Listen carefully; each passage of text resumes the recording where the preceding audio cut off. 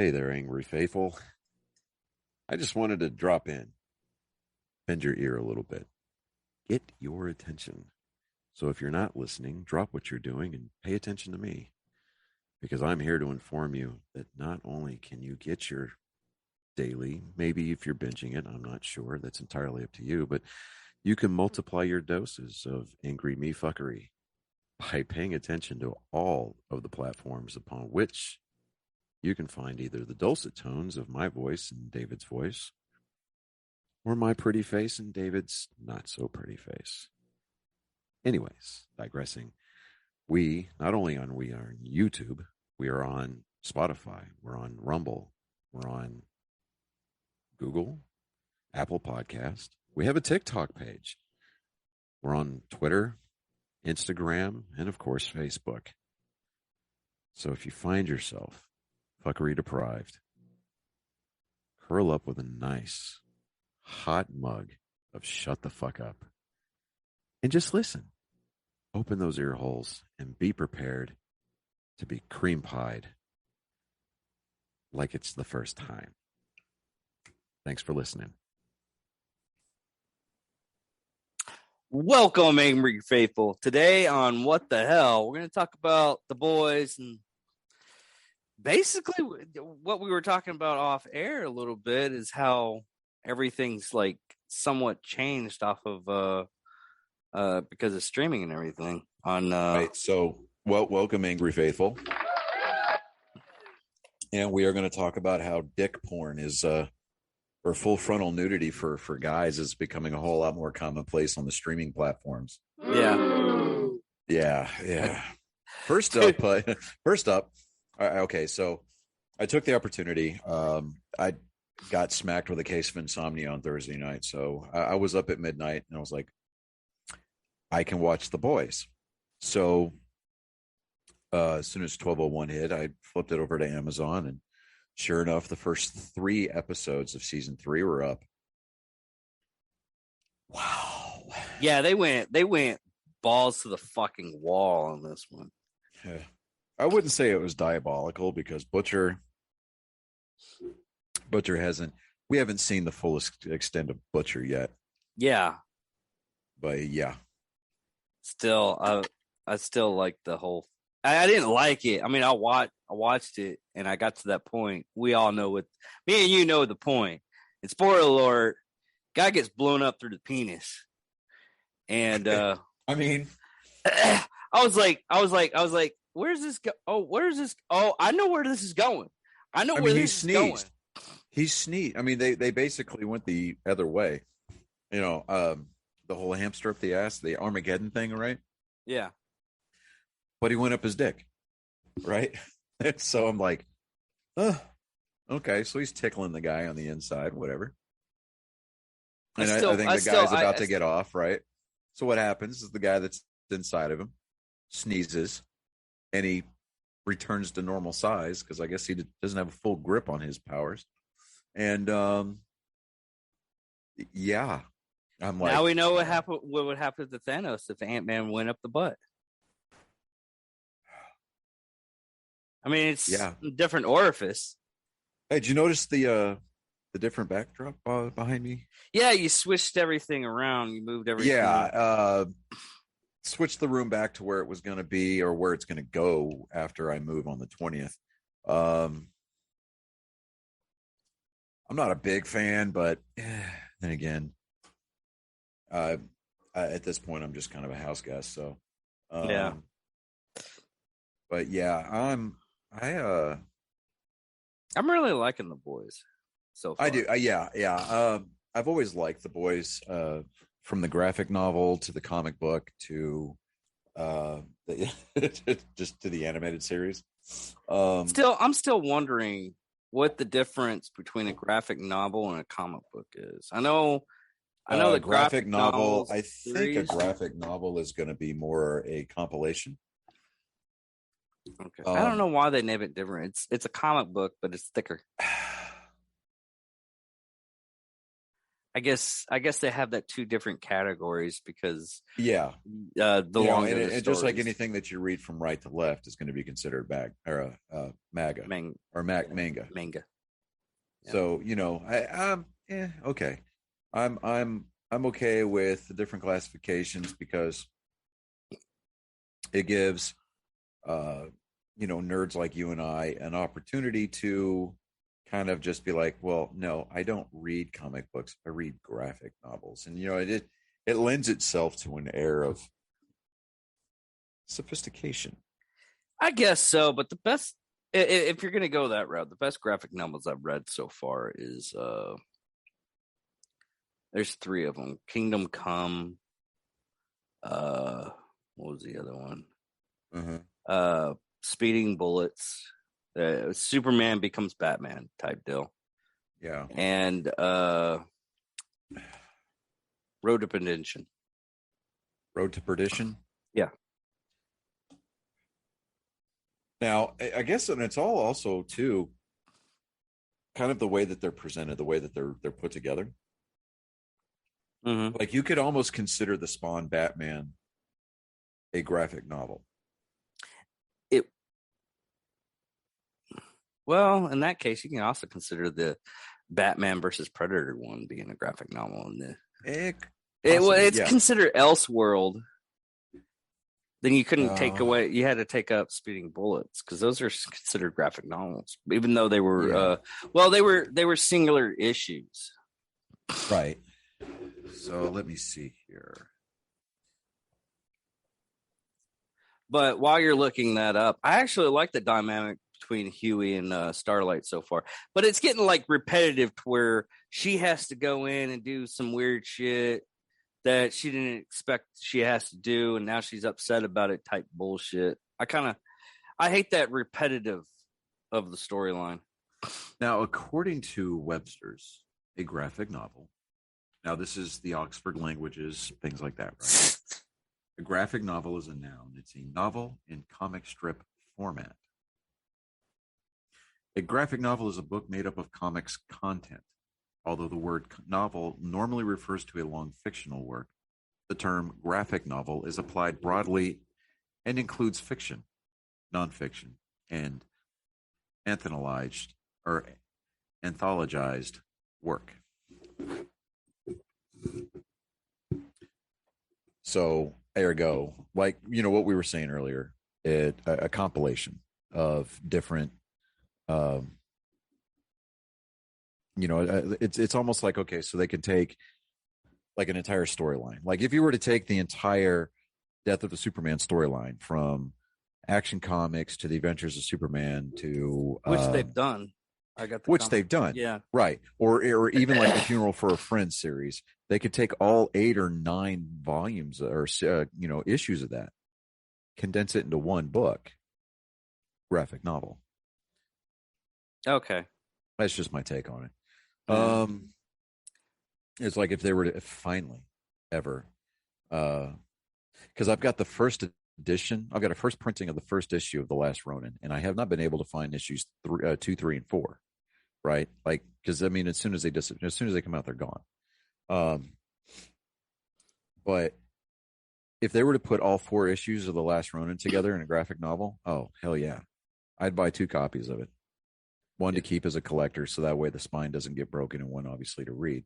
Yeah, or just buy 2 copies of it and just read it online. But yeah, I became too much of a person that likes everything like condensed and simple, so I don't buy comics that much anymore.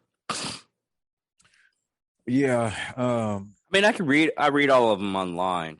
Yeah, I mean, it's just more to me, comic books. I used to collect them all the time, man, and yeah, they didn't survive my first marriage, but I mean, I had at the time, I had like 4 or 5 different copies, mint condition of Spawns 1 through 4. I had a bunch, dude. I had a bunch of stuff, dude. I had the black issue of Spider-Man. Right. I had the black, the gold, the green. I had the platinum. No, the one cover. from 9/11. Oh, the 9/11. No, I didn't know that one, but that one is worth probably around about I think $3,000 now. Yeah. Well, see, I used to collect the one-off stuff. I used to collect the special edition collector, the collector's edition items, right? Those are a Talk scam. I found out. the no, let me finish. Okay. We're talking like number one issues of things like Image Comics, Savage Dragon, the Max. I had Youngblood Strike File autographed by Rob Liefeld. I had the entire Dark Horse Comics Terminator series. Oh yeah.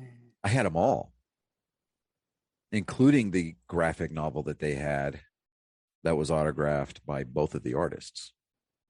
I had the Crow comic, the original. I had a bunch of like obscure autograph. shit. Yeah. I had some of Todd McFarlane's first stuff when he was doing working for Marvel. Yeah, like working for Marvel, and he had his issues. His work was like a small issue that was almost like a bonus comic book at the end of the issue. Mm-hmm. Yeah, I mean, I had stuff like that. I had ROM. I had some of the Marvel Star Wars stuff. I had. Did you ever get into the What If Star Wars comics? No, I didn't. But there was a Dark Horse series that Star Wars had where. I was like, Darth Vader become a white knight type deal. No, I didn't see that, but it was a very, very interesting read. There, you want interesting? Okay, so I kind of laugh because, well, as I'm watching Rise of Skywalker, right? And we're sitting there talking, learning about how Palpatine.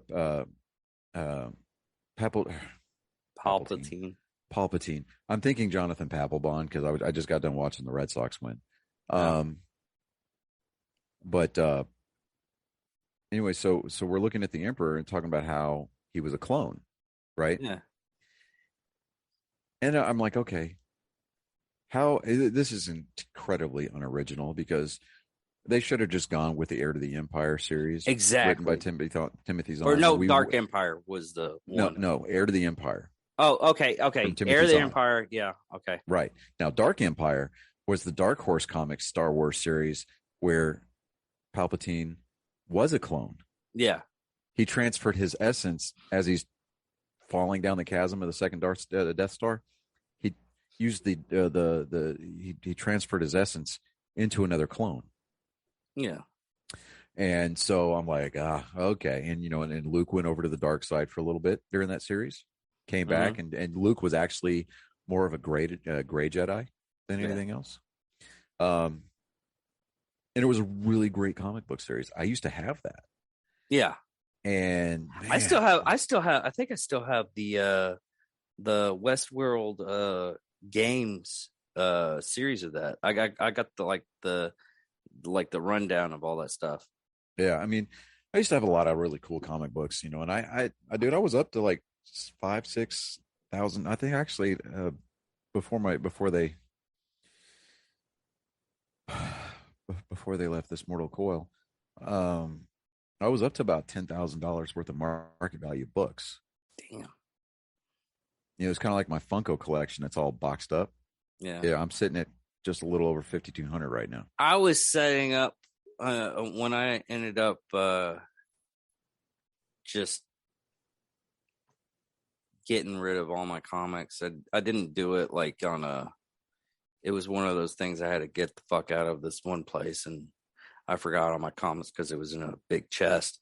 But I was sitting at probably about $100,000 worth because I had first appearance of Punisher, first appearance of right. Like my dad used to collect comic books, and that's where I got it from. Yeah, that's where I picked up my habit from, and where I picked up my habit too. Right, and so I'm looking at it, and I'm like, okay. My dad had those big banker boxes that you'd see, those big file boxes. Yeah. He had 5 or 6 of them full. The long ones, right? Yeah. And I mean, we're talking original Thors, ROMs, DC stuff, Batman. They smell so different too. Dude, yeah, they do. And he had the Killing Joke. Oh, shit. He had the Death in the Family series. Oh, fuck. He would read them once, put them in a sleeve, and then stuck them away. Yeah. Right. He had a lot of Todd McFarlane's original stuff. Like the Rocketeer used to be kind of like a serial comic that was at the back end of an issue. Mm-hmm. He had all of them. He had, if I remember correctly, it was Todd McFarlane's like original stuff. It was like a space coyote kind of a thing, right? I can't remember the name off the top of my head, but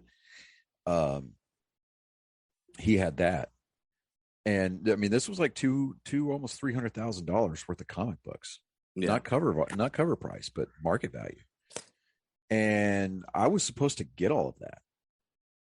And when my parents lived in an apartment across town, the Raintree Apartments, the maintenance guy's juvenile delinquent of a son decided that he thought it was going to be a good idea to play around with lighter fluid and a mattress at the storage facility that they've got, the storage units that they've got on site.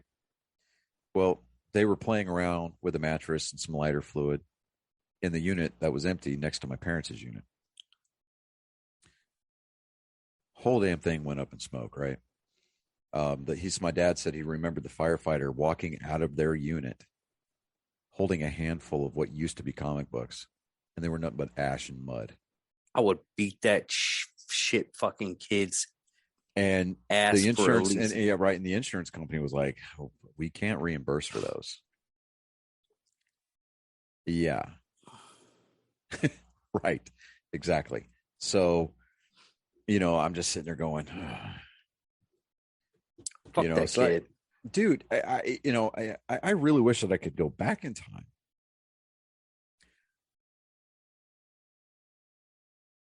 and push that kid's head through a wall. I don't advocate violence against children. Fuck stopping 9/11 or genocide of Jewish community, but saving those goddamn fucking comics. No, because it's the little things in life that you stop. Because if you go and you stop 9/11, because you think about, who do you talk to? Yeah. Who do you talk to on what level of government to say, hey, look, these are the guys, without having them come back at you and go, Actually, I had a theory. Okay. This was on our time travel episode where you go back in time and you change, how you, because you have your old mind, but in a newer body type deal. Anyways, way I was thinking is you set yourself up kind of like they did to take down the terrorists, and you set up a group to do that.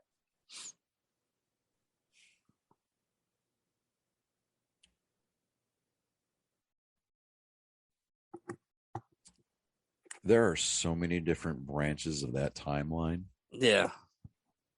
You almost want to leave the big historical stuff alone. It would be like Steve Rogers going back in time, right? To be with Peggy. He had to let things happen. Yeah.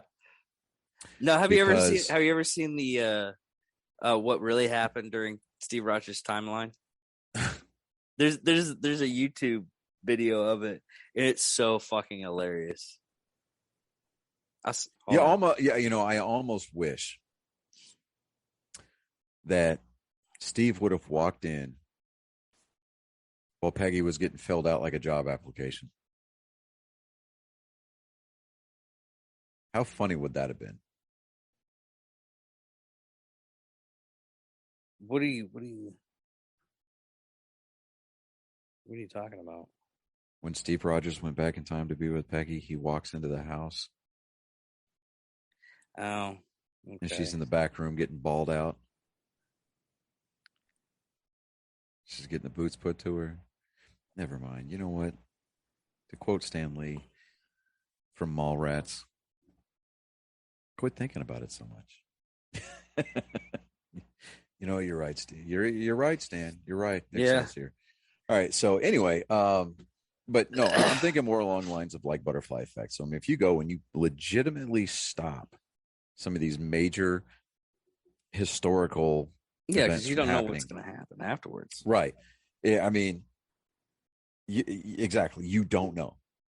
Now, the smaller stuff, like beating a kid's ass to keep him from committing arson. Yeah. That's, it's okay. I could see it. Yeah. You know, um, Oh, I have a fan theory, a weird theory. But go ahead. okay, Just let me know when you're done. go ahead. Okay. I think the Millennium Falcon, so disposed, showed up in Top Gun Maverick. Hangman, Han Solo, comes in and saves the day at the last moment. He pulled a fucking Millennium Falcon. I mean, he pulled a Han Solo. He pulled a Han Solo.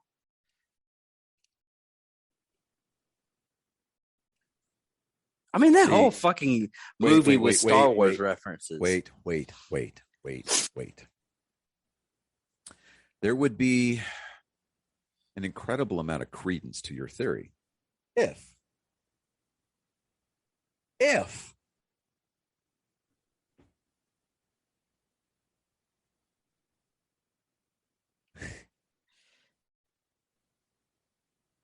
Come on, if John. Hangman would have come in and shot that bird down during the canyon run. Okay. I get what you're saying. I get what you're saying. Yeah. Okay. I get what you're saying. I love the fact.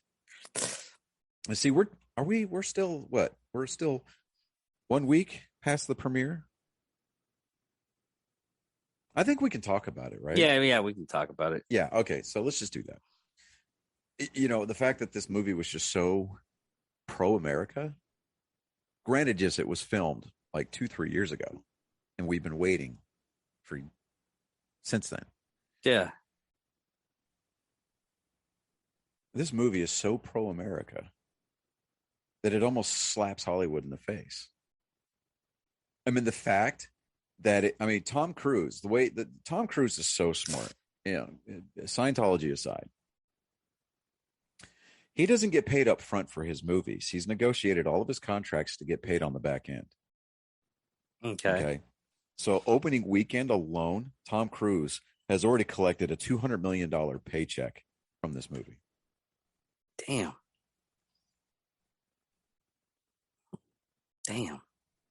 Right.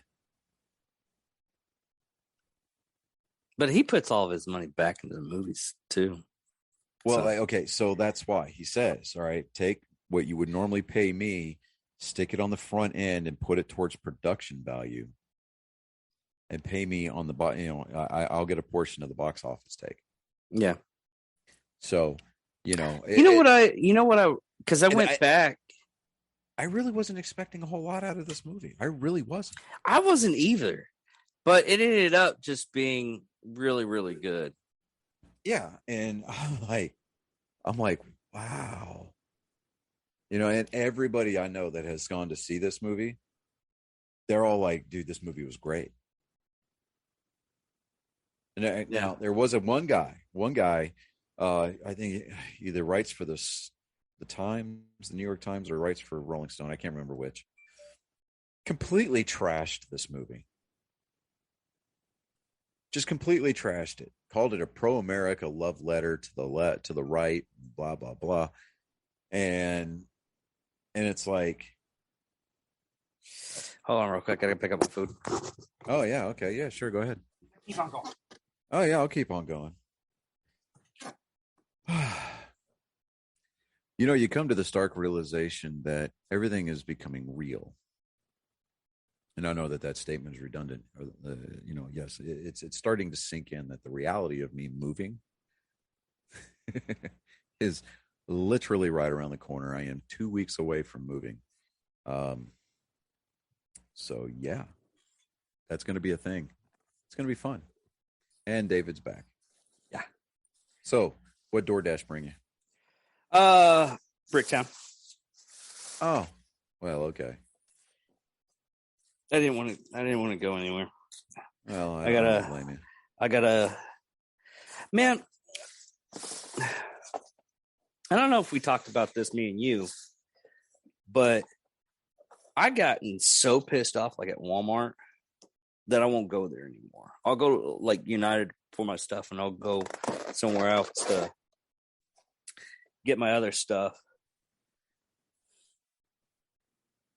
It's right in front of you, dog. There you go. But it's just ridiculous. But anyways, I ordered like underwear and socks. I was like, you know what? I don't want to go inside. So what I'll do is I'll do the pickup. Mm-hmm. I'll pick up my stuff at the pickup line. I get there. I'm like, hey, where's my order? Oh, we canceled the order was canceled. I was like, the order was just totally canceled? It's like, yeah. It's totally canceled. We don't have it on our system or anything like that. So I go out there. I go up to the cash register. I was like, listen, where's my order at? It's like, well, we don't have it. So I canceled the order. Guess what shows up a week later? My underwear. Guess what gets canceled? I mean, I literally have these 3 pieces of underwear that I got for free. Okay. But anyways, go ahead with the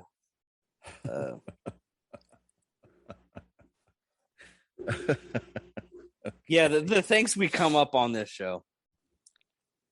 Yeah. But what did that guy say? He was just talking about how it was a pro-America letter to the right, and it relied too heavily on nostalgia and camera tricks to sell a story that could have been told more or less on like a miniseries. Yeah, but there was no camera tricks. Yeah, no, there's no CGI in this movie at all. I mean, they had CGI in Top Gun, which, funny story, they didn't say who the villain was in the original Top Gun. Everybody just assumed it was Russians. Well, they did say Soviet MiG. They said Soviet MiG, but those weren't Soviet MiGs. No, I know. You and I both know, and everybody who has seen the movie knows that those were not Soviet MiGs. Those were F-20 Tiger Sharks. F-5s. F-20, F-5, same difference. F-5 is just the trainer. Yeah. Okay. Tiger Sharks were the ones that Chuck Yeager flew as a test program that were set up to, they were being courted as the new next generation fighter. Okay. But I love how, you know, we're sitting in there and we're watching this movie, and I'm like, I'm getting heavy National Treasure vibes where I'm just like, I'm going to steal an F-14. How the fuck are we going to get in there? We're going to go right through the front door. You know? Well, after we got done with that movie, oh man, I was like, I think I can find a couple of YouTube videos. David, no. I haven't finished my sentence. Maybe you could make a film that we can. David, okay, that's not a bad idea. But me and you both, after we start watching a movie like that, let me turn that off. No, but after we start watching a movie like that, we just need to get a like if we watched like Fast and Furious or some shit like that, we need to get an Uber. Because Kai even said it's like Kai even said he was like, man, I can't watch like a martial arts movie, a fucking something like everything goes fast movie or anything like that, because or a driving movie like Fast and Furious, because once you get in that car, your brain just goes away and goes back to, hey, I think you can drive like that. And you really can't. But I can. I'm trained to do that. Yeah, let's be specific. Kai cannot drive like that. Exactly. Now, I did say that this left me feeling nostalgic, just like that after the original Top Gun came out. I wanted to go fly a fighter plane. Yeah. I wanted to get behind the stick of a fighter plane. And what was the line that Kelly McGillis used in the first one? You don't feel alive unless you're going Mach 2 with your hair on fire. You know? So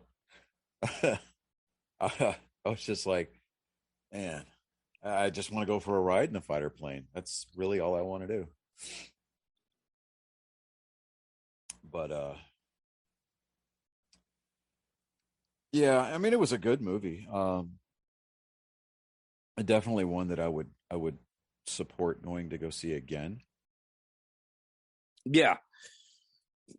But and it's definitely one that's going to be purchased on digital. Um, and I always told myself that I wanted to be old school, and I'd always go out and buy the Blu-rays or the 4K Blu-rays or whatever, right? Because you like to have that physical thing in your hand, right? Yeah. Dude,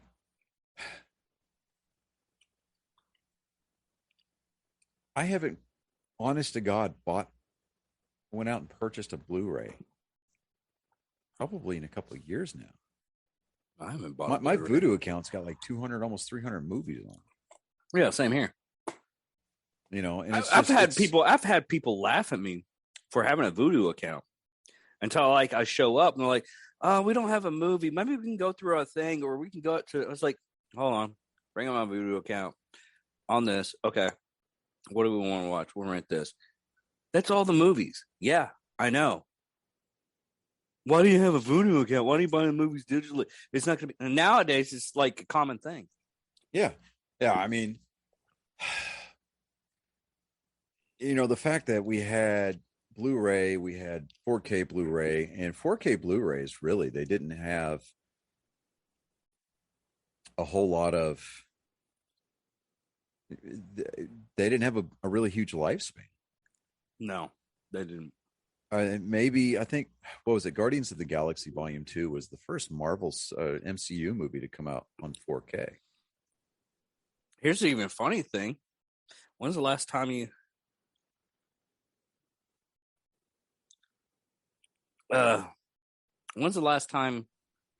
you saw anything 3D?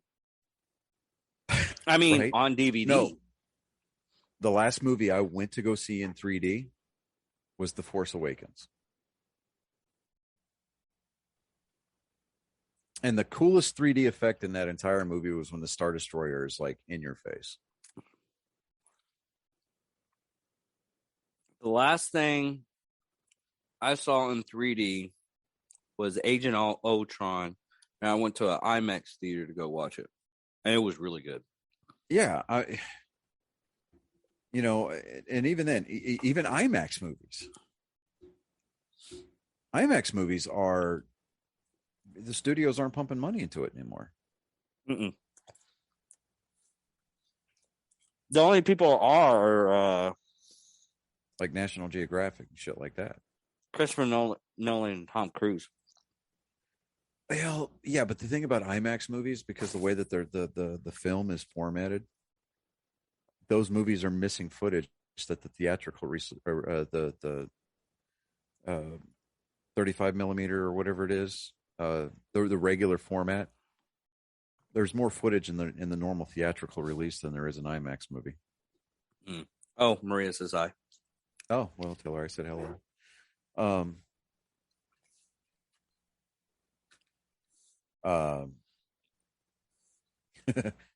Actually, no, you know what? No, she can wait till she listens to the episode. So, hello, Maria.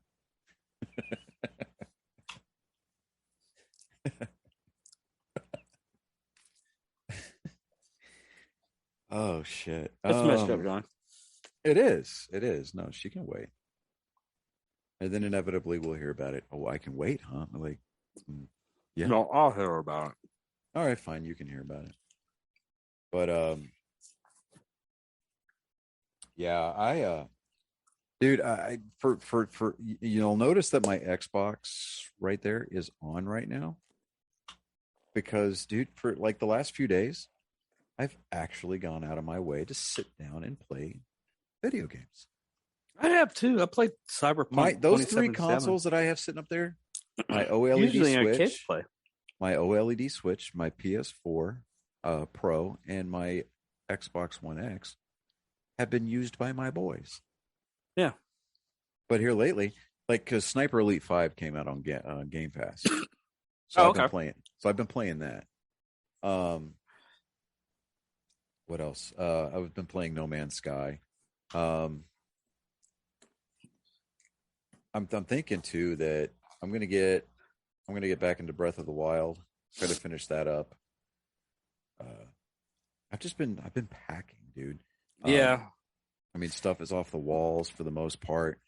You had your boys this weekend, so we're gonna Yeah, I did. bother you. I just did My Ruby TV Ridge. is my TV is actually going to go over to their house, and it's going to be their new bedroom TV. So that way they've got something that plays 4K on it, in their room. Nice. So I mean,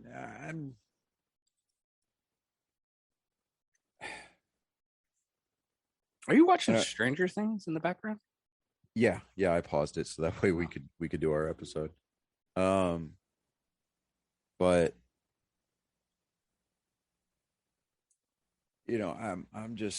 I'm waiting for the Netflix screensaver to kick on any minute now.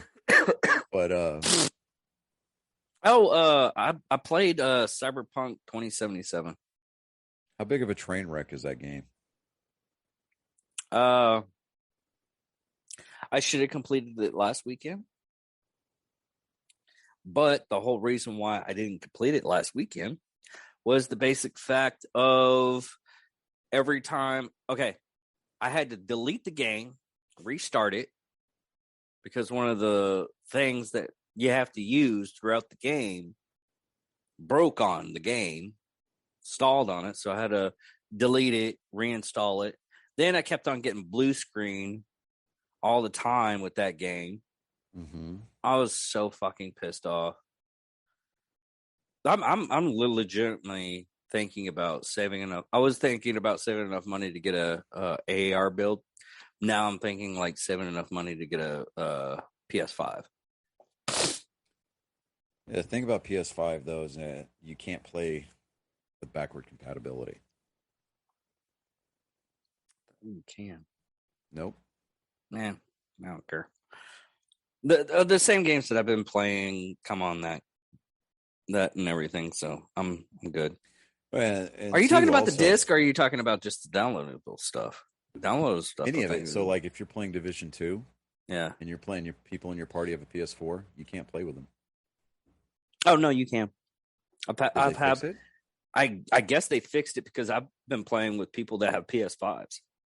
Okay, well, pitter patter. No, I'm gonna hold out until I get a Series X. I only play PlayStation for the exclusive titles anyway. I've always gotten pissed off about the exclusive titles. Well, but I'm more of a PlayStation person and I'm an Xbox person. Well, I was a PS2 guy for the longest time, and then I played Halo for the first time, and then I went and traded all my shit in. I got a 360, but no, you can wait until after I'm done recording to do the update. Good God. No, my MacBook is sitting there telling me that Monterey 12.4 is available. Oh. I'm like, yeah, okay, great, awesome.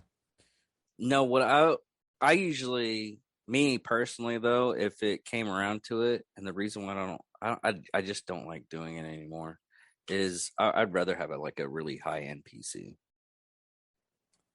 Oh, you're gonna become a master racer? Wow. Yeah. All right. Okay. All right. Well, I was beforehand. I mean, I played WoW. I play all the MMORPGs, or whatever it is. Like I just don't like. I just don't like upgrading my freaking computer every year. Just to play a lot of the games I had even WoW. I had a high end computer playing WoW. Well, and see, that's the thing too, is that you can go and spend $4,000 or $5,000 on a rig, and it's obsolete within 6 months. Yeah, no, it sometimes is obsolete as soon as you buy it. Oh, basically, yeah. Even the stuff that you buy, no, sorry. Yeah, it's a year old.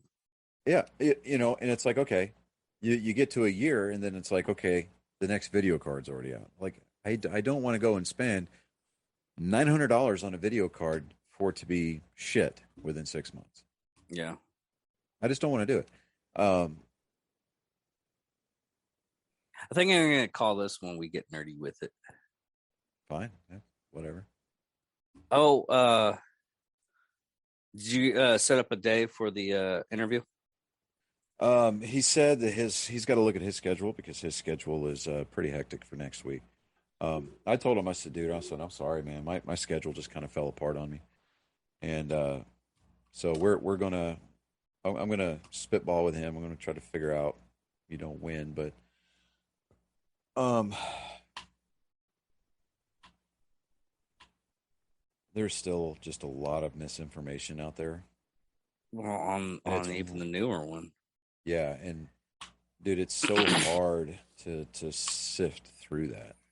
Yeah. And you're just kind of, oh, Netflix is fixing to kick on my screensaver. Um, but you know, ah, we'll get it figured out. But I mean, as far as like a computer is concerned, a PC, a gaming rig, dude, That's the only reason the only I went only back to time, the only console. reason, right, and the only reason why I would even remotely want to do a PC for gaming is one. There's a batting practice like a baseball VR thing. It's called Win Reality. Mm-hmm. Um, where you can take major league pitching from home, right? Really? Yeah, do that. I would like to get into some iRacing. So I would want a rig that could handle all of the track updates, all the physics engines, the crash engines, and stuff like that. Um, Something that had enough power to support 3 monitors, so that way when I sat down behind the wheel, I had 3 monitors to look at, so I had a panoramic view.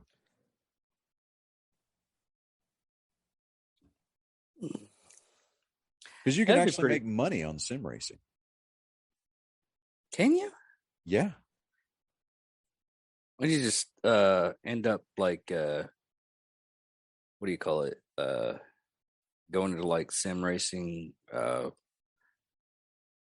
of like It's the League of it's Legends it's stuff. it's iRacing.com, and they've got all these different racing series. They've got Rally, they've got Forza, they've got Formula One, they've got IndyCar, they've got NASCAR, all the different divisions. Um, That's and interesting. and they've got real life tracks. And even with like the NASCAR stuff, you can race from different eras. You can race cars from different eras. Does anybody pop up from like the big? Dale Jr. does it all the time. Really? Yeah, Dale Jr. does it all the time. Denny Hamlin does it a lot. William Byron drove the number 24 car for Hendrick Motorsports. He owns an e-racing team. Wow, that's Yeah. interesting. Yeah. I mean, and it's a place really for graphics designers and paint scheme designers to really kind of just show off their talents. I mean, you see some of the coolest paint schemes on these cars. And some of these, like Timmy Hill, he drives in the Xfinity series for NASCAR. He is a long time iRacer. And some of the money that he makes from that, along with the sponsorship that he carries for his virtual car, carries over, and he actually runs a real race car for an Xfinity team part time. That is so fucking interesting. Because some of the skills that you acquire iRacing, you still have to hit marks and stuff like that, because the physics and the behavioral engine or models for how the car behaves, you get tire fall off, fuel mileage, shit like that. Yeah, that transfers a lot of that transfers or translates in over to the real world car. Oh, so their physics engine is almost the same thing as the Dude, it's spot fucking on. Real? Wow. Yeah, I wouldn't mind doing spot that. on. Now to get on to like the Cup Series, you got to work your way up and you got to get invited in. But I mean, dude, and then at the end of the year, they run their playoff formats just like NASCAR does, and they crown a points champion at the end of the year. That's neat. Yeah, I think Coca-Cola actually sponsors the iRacing Cup Series. Dude, it's pretty fucking wild, man. And you get to drive some really cool ass tracks, man. There was an old track that used to be on the NASCAR schedule all the time, North Wilkesboro, North Carolina, right? Or South Carolina. Anyway, so this and Rockingham, I mean, it used to be on the schedule all the time. Some of these tracks have like fallen off, right? And they're in disrepair. Well, the owner of North Wilkesboro was on a plane with Dale Jr. and they were having the conversation. Dale Jr. is a big advocate of iRacing. And he's like, hey man, let's go clean up the track so we can get this track scanned into iRacing. Because what they do is the iRacing comes out to the track and they scan the track in. They drive the track very slowly and they scan it in. Yeah. The surface, basically what the Google cars do. Ish, yeah. But we're talking about surface texture, banking, the whole 9 yards, all the characteristics of the track. So what they did is Dale Jr. volunteered his time. Matt Davis, his best friend, producer for his podcast, goes out there. And a bunch of volunteers that heard about it on the Dale Jr. download in his Twitter feed. They all showed up and they cleaned all of the vegetation, all of the growth off of the track surface. So iRacing could scan it in so people could drive North Wilkesboro. Fucking that's fucking amazing. That's one thing. That's one thing I wanted our podcast to do. It's just like one day, just something like super cool like that. Right. Something happens like that. And we're just like, fuck, someone listens to us. Mm-hmm. Shit. You know, we could have like an angry me day at the beach or something like that. Yeah. And we go rent a beach house for one day. You know, I mean, we would rent it for like a weekend or something like that. We go down there and it would just be like a 1 day, 1 night kind of a thing. And, you know, we could have this like beach cleanup kind of a deal and, you know, have just a huge barbecue and then try to get somebody to come play live music, maybe have a comedian come and, you know, do a routine or whatever. But Rocket. I mean, to me, that would be like amazingly cool. I will send you back to the house. Sorry. Yeah, no, I mean, but to me, that would be just, yeah, I get it. To me, that would just be amazingly cool. Really? Here. Shut you up. That'll shut you up. Gotta tease them with fries. Right, exactly. You know. Bark like that, send you back home. I didn't want